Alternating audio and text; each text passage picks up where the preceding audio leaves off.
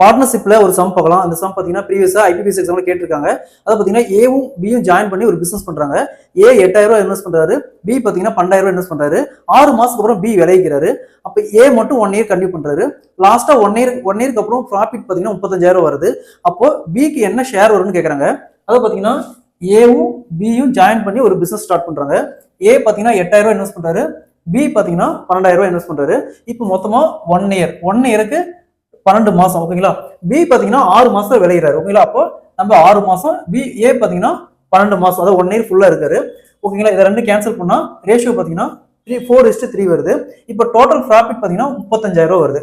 அப்போ 35000 ரூபாய் divide by இந்த டோட்டல் யூனிட் பாத்தீங்கன்னா 7. அவங்க என்ன கேக்குறாங்க? பிக்கான ஷேர் கேக்குறாங்க. அப்போ 3. அப்ப கேன்சல் பண்ணா 5 டைம்ஸ். அப்போ 5 into 3 15,000. அதாவது இங்க 5000 வரும். 5000 into 3 15,000. அப்ப பியோட ஷேர்